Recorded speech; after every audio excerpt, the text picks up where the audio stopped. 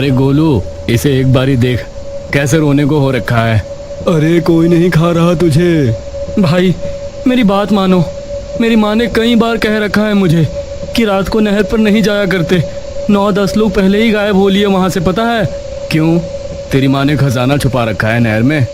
भाई माना कर बात यार, रात को ठीक नहीं है नहर पे जाना, उल्टे चलो। अरे ओए भाई, हमें ना बता, केक तो तेरा नहर पे ही कटेगा। अरे यार थम फंसा मत दियो। अरे कुछ नहीं होता।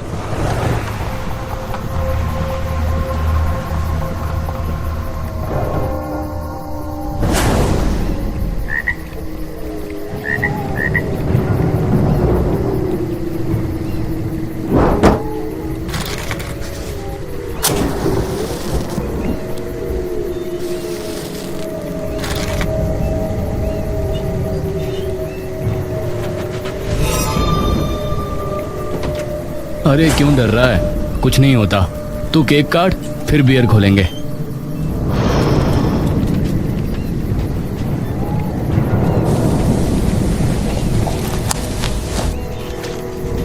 भाई अब तो चल पड़ो उल्टे, ठीक नहीं है यहाँ ज्यादा देर खड़े रहना। अरे रुक तो जा एक बार, अब आए हैं तो थोड़ी बहुत फोटो भी खींच ही लेते हैं। अरे जल्दी करो। अरे तू जा फटाफट केक के साथ फोटो खिंचवा, पता तो चलना चाहिए कि भाई का जन्मदिन है। जल्दी करो फिर।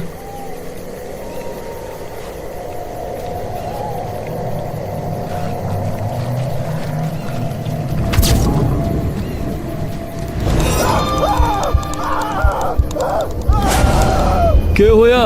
रमन चुपचाप वहीं खड़ा बड़ी बड़ी निगाहों से फोन की तरफ देखता है। अरे क्या हो गया?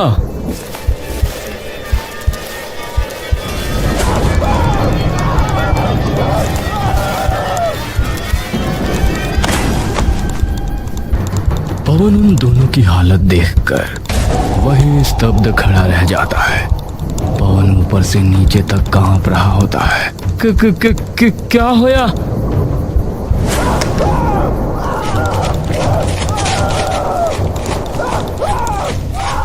पवन का पूरा शरीर अब डर से एकदम ठंडा पड़ चुका है। न त्वचा पे हवा का कोई स्पर्श, न ढोल सी बजती धड़कन। पवन को अब किसी चीज की कोई भी अनुभूति नहीं हो पा रही थी। पवन बस चुपचाप नहर में बहते चांद को एकटक देखे जा रहा था।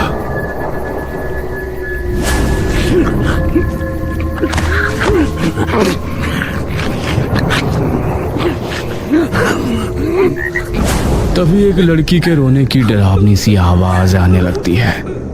आवाज धीरे धीरे बढ़ती है और फिर एकदम से बंद हो जाती है। पवन बेसुध सा एक चारपाई पर बैठा है। उसके सर पर पट्टी बंधी है। उसके शरीर के ऊपर के हिस्से पर कोई कपड़ा नहीं होता। उसकी माँ उसकी पीठ पे मलहम लगा रही होती है।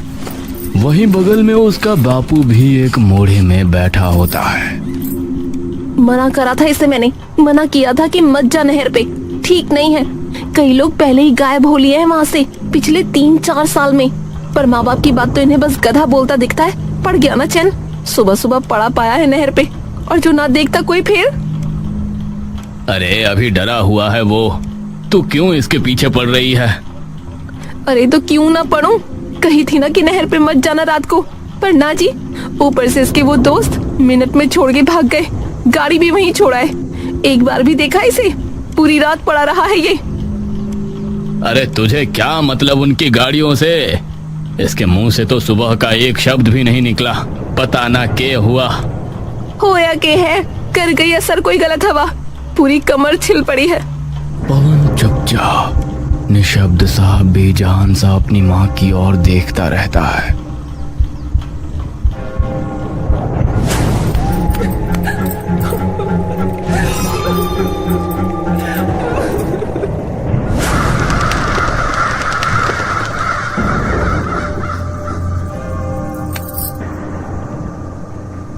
बेटा एक बार, बस एक बार बता दे क्या होया था, किसी और को नहीं तो मुझे तो बता दे, मैं तो माँ हूँ तेरी।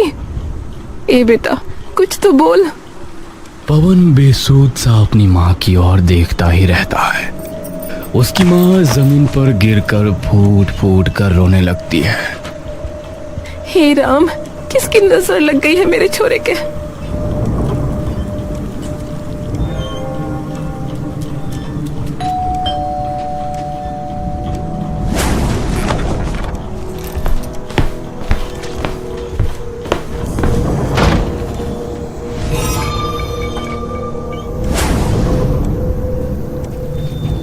जमीन पे पड़ी रो रही कुसुम की नजर उन पर पड़ती है।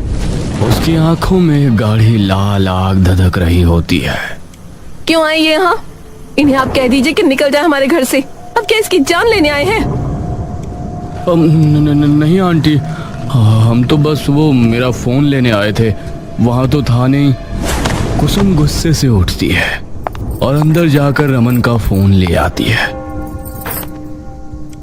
और आकर उस फोन को उसके पैरों में फेंक देती है। ले तेरा खजाना, और किसी से तो तुम्हें फर्क नहीं पड़ता। एक बार हालत के हो रही है इसकी, छोड़ के भाग गए। तुमने शर्म ना आई और मुड़ के एक बार भी ना देखा। आंटी, हमें बिल्कुल भी नहीं पता था कि वहाँ ऐसा कुछ होगा। पूरे गांव ने पता है, तुम लोग हो सबसे। रमन वो फोन उठाता है और ऑन करता है। जैसे ही वो फोन की स्क्रीन देखता है, वो अचानक डर कर फोन दूर फेंक देता है और हाँफ कर कुछ कदम पीछे हट जाता है। क्या हुआ? रमन के मुंह से मानो सारा लहू निकल चुका हो।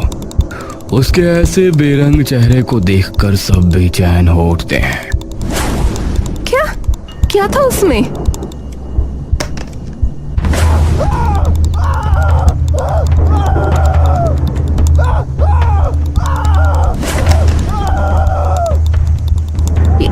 ये क्या? हर्षित गोलू की तरफ देखता है। ये कौन है? सभी लोग वहां कुछ देर के लिए एकदम चुप खड़े रहते हैं। पंडित जी को बुला के ला रही हूँ, आप इसका ध्यान रखना तब तक। और तुम लोग जाओ यहाँ से, तुम्हारा कोई काम ना है अब यहाँ। मिल गया ना तुम्हारा फोन, अब जा सकते हो। दोनों दोस्त सर झुकाए वापस चले जाते हैं। पवन बस चुपचाप अपनी गर्दन लटकाए बैठा ये सारी प्रतिक्रियाएं देख रहा होता है।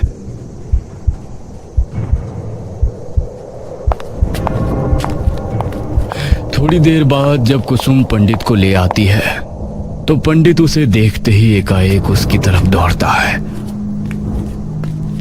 और नीचे बैठकर सबसे पहले उसका चेहरा ऊपर उठा के देखता रहता है। क्या नाम है बच्चे का? पवन। पवन? जब से मिला है तब से कुछ बोला है इसने? नहीं, एक शब्द भी ना बोला अभी तक पंडित जी। पंडित उसकी आंखें अपनी उंगलियों से बड़ी बड़ी कर उसकी आंखों में झांकने लगते हैं। पंडित जी।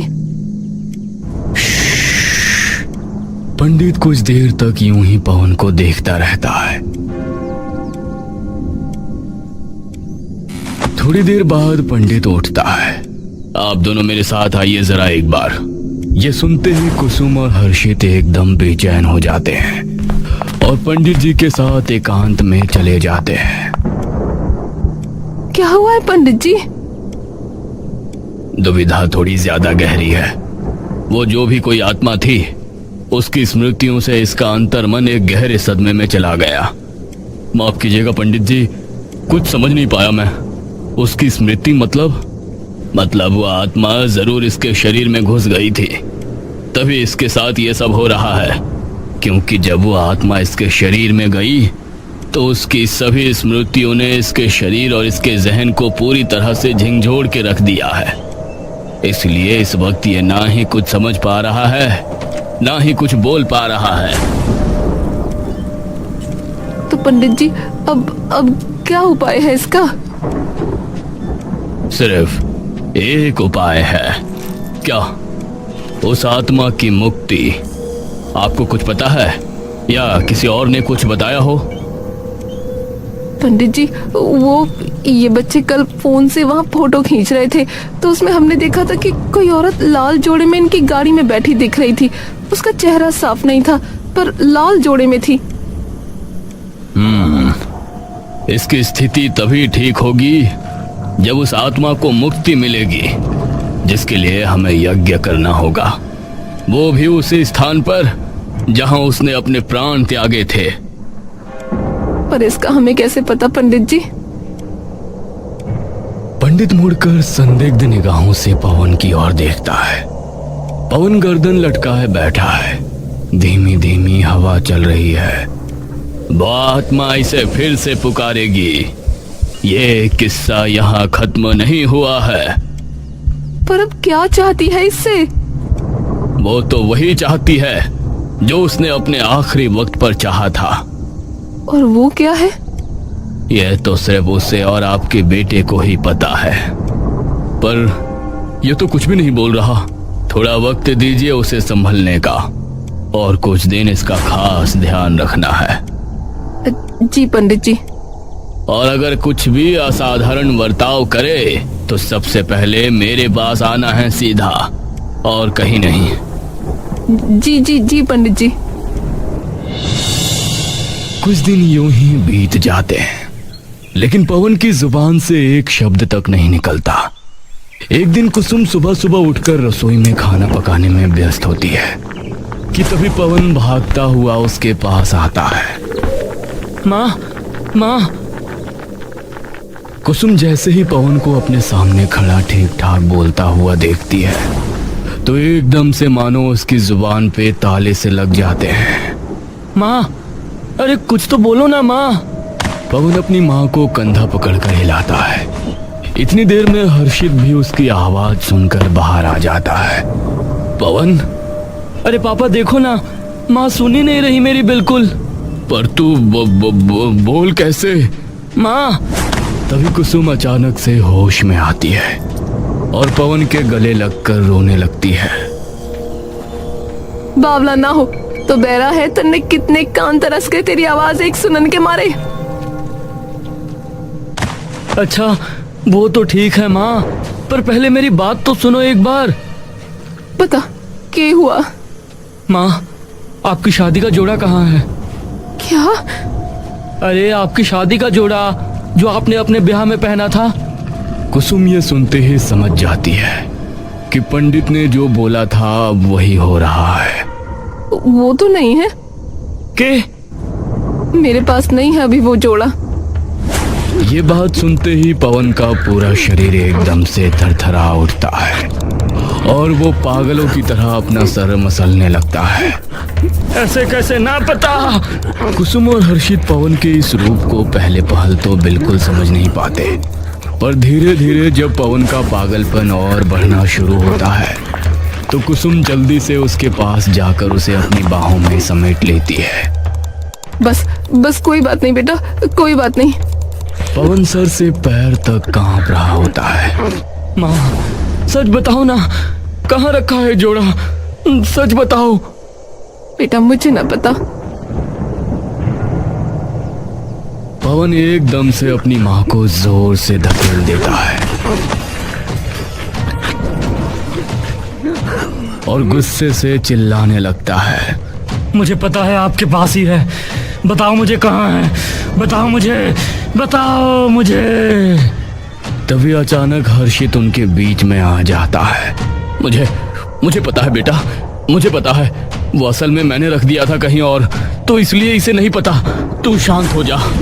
पवन में मानो एक अजीब सा पागलपन उतर आया हो। लेकर आओ अभी। ठीक है, तू बाहर आ जा अभी। कुसुम जमीन पर सहमी हुई पड़ी, बस पवन के गुस्से से चीखते हुए चेहरे को देखती है। हर्षित फटाफट उसके पास शादी का जोड़ा लेकर आ जाता है और उसे दे देता है। पवन कहीं देर तक उस शादी के जोड़े को प्यार से सहलाता रहता है। आ रहा हूँ तुझे आज रात को लेने। किसे? जानवी। ये कौन है?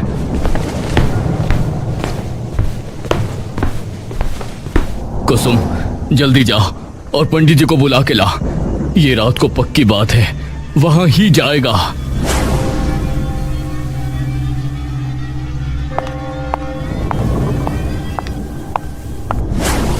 उसे करने दो जो कर रहा है, वही हमें उस स्थान तक लेकर जाएगा जहां उसकी आत्मा उसके शरीर से अलग हुई थी।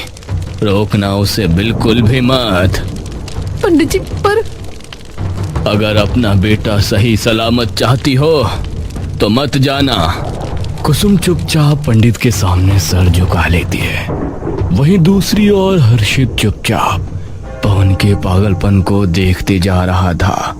जानवी, जानवी कौन है बेटा? अरे आपको ये भी नहीं पता? क्या नहीं पता? अरे शादी होने वाली है मेरी उससे। उस बेचारी की पहले शादी नहीं हो पाई थी। मतलब? एकदम से पवन हर्षित की तरफ देखता है। उसकी शादी होने वाली थी लेकिन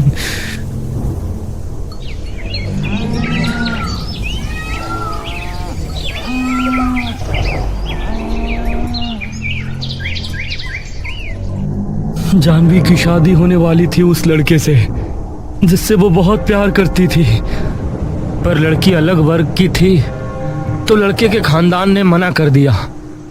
लेकिन दोनों नहीं माने और घर से भाग गए। थोड़े दिन बाद दोनों ने तय किया कि एक मंदिर में जाकर शादी कर लेंगे।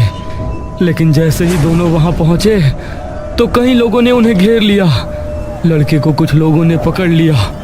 उसे वे अपने साथ ले गए और वहीं छोड़ दिया उसे। अगले दिन वो किसी को नहीं दिखी। तो अब की बार उसकी शादी पूरी हो के रहेगी, ठीक है? हर्षित कुछ नहीं बोलता। ठीक है ना? हा।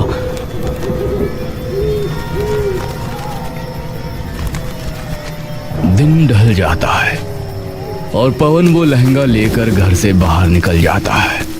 उसके पीछे पीछे पंडित जी, कुसुम और हर्षित भी आने लगते हैं।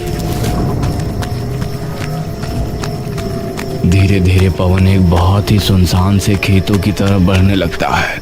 यह क्या है? शायद यहीं दफनाया होगा उस दुल्हन को। पर पंडित जी अब क्या करेंगे? उसकी आखिरी इच्छा पूरी। पंडित जी पर वो मेरे बेटे से शादी करने की इच्छा है उसकी आखिर। तो वही होगा, तुम चिंता मत करो।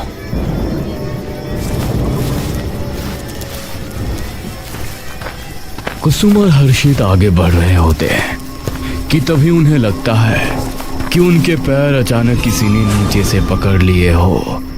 पंडित बिना पीछे मुड़े चलने लगता है। कुसुम और हर्षित अपनी हिम्मत का हर कतरा जुटाकर नीचे की ओर देखते हैं, लेकिन वहां कुछ नहीं होता। यहाँ तो कुछ भी नहीं है। तभी उनके पीछे से उन्हें बड़ी डरावनी औरत की आवाज आती है।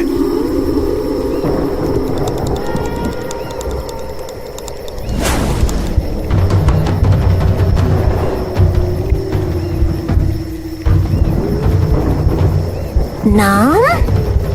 कुसुम और हर्षित एकदम बेसुध से वहां खड़े रह जाते हैं। कुसुम,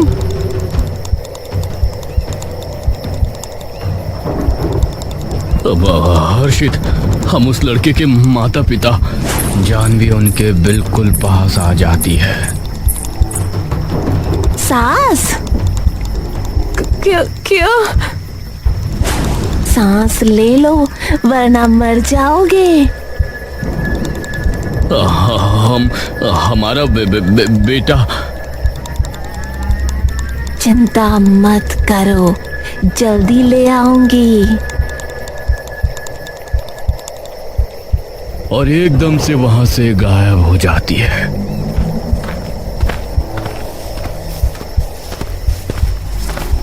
पंडित धीरे धीरे पवन का पीछा करता करता एक सुनसान से खेत में पहुंच जाता है। तभी पंडित की नजर लाल जोड़े में खड़ी उसी औरत पर पड़ती है जो धीरे धीरे पवन की ओर बढ़ रही है। जैसे जैसे वो पवन की ओर बढ़ती है, पंडित भी धीरे धीरे उनकी ओर पास आने लगता है। जानवी उसकी तरफ बढ़ते हुए अपना पल्लू हटा लेती है। जानवी धीरे से पवन की तरफ देखती है। आओ, जल्दी आओ। पवन की आंखें एकदम बेजान, शरीर मुरझाकर झुका हुआ जानवी की ओर चलता चला जा रहा था।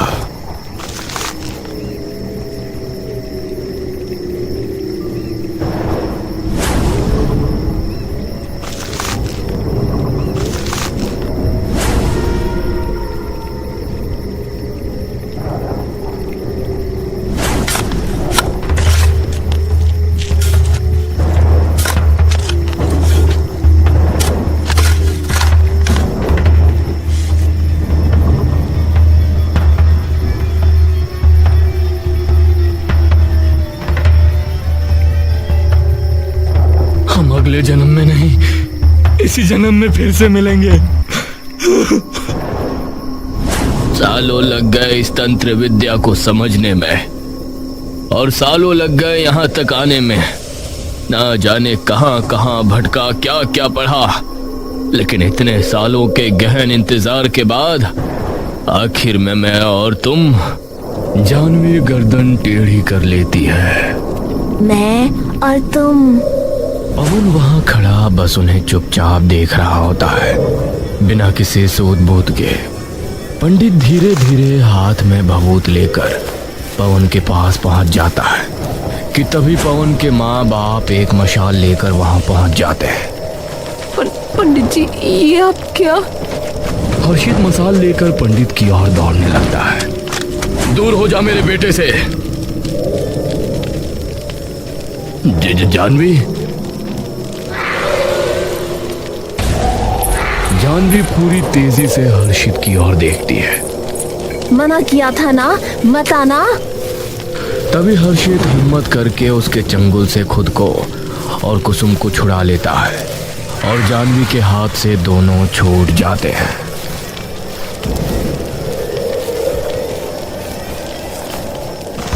ओम ऐं ह्रीं क्लीं चामुण्डाय विद्महे। कुसुम और हर्षित जैसे ही उसकी ओर बढ़ने लगते हैं, तभी जानवी उनके सामने आ जाती है और एक झटके में दोनों को जकड़ लेती है। अगले ही पल दोनों वहीं बेहोश होकर गिर पड़ते हैं। पंडित जैसे ही पवन के सिर से हाथ हटाता है, पवन उसी पल निशब्द होकर जमीन पर ढह जाता है, और अगले ही क्षण वो हमेशा के लिए शांत हो जाता है। पंडित उस भभूत को पानी में मिला देता है। पंडित कटोरा उठाता है और उसका पानी जानवी के सर पर डाल देता है। देखते ही देखते जानवी अपने मानवीय रूप में आ जाती है। दोनों एक दूसरे की तरफ देखकर मुस्कुराते हैं और एक दूसरे के हाथों में हाथ डालकर उस खेत में से बाहर निकल जाते हैं।